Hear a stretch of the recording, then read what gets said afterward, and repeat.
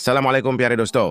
क्या आपने कभी सोचा है कि जब दुनिया आपको कमजोर समझकर छोड़ दे, जब रास्ते बंद होते महसूस हों और जब ख्वाब टूटने लगें, तो ऐसी हालत में मेहनत और अल्लाह पर यकीन किस तरह इंसान की पूरी जिंदगी बदल सकता है।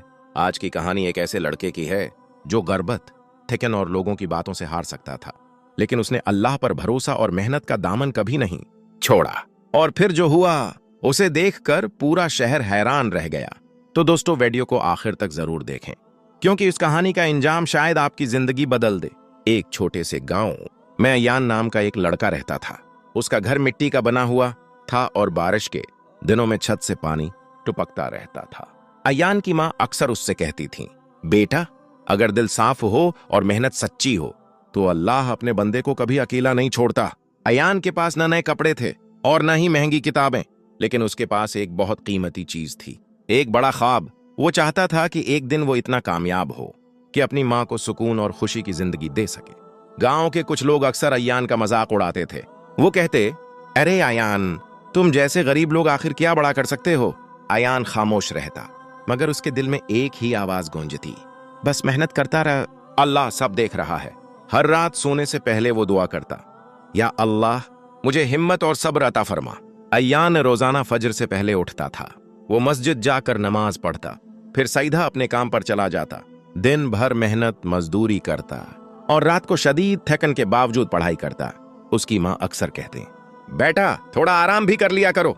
मगर अयान मुस्कुराकर जवाब देता, अम्मी, थकन से ज्यादा तकलीफ नाकामी देती है। एक दिन काम करते हुए अयान के हाथ बुरी तरह जख्मी हो गए। अब वो कई दिन तक काम नहीं कर सकता था। घर में पैसे भी तकरीबन खत्म हो चुके थे। इस रात अयान सजदे में गिर गया और रोते हुए बोला, या अल्लाह, अगर ये आजमाइश है तो मुझे सब्र और हिम्मत भी अता फरमा। और अजीब बात यह थी कि इस दुआ के बाद उसके दिल को सुकून मिल गया। अगले दिन मस्जिद के इमाम साहब ने अयान को अपने पास बुलाया।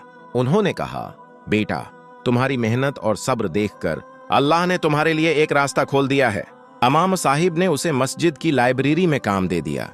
अब अयान दिन में काम भी करता और साथ साथ किताबें भी पढ़ता।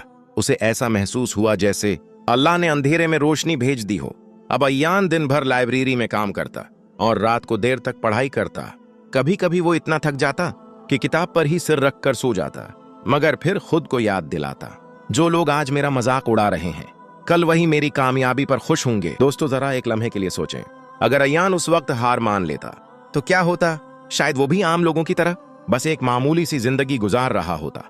लेकिन अल्लाह पर यकीन और मुसलसल मेहनत इंसान को वहां पहुंचा देते हैं जहां तक लोगों का ख्याल भी नहीं पहुंचता।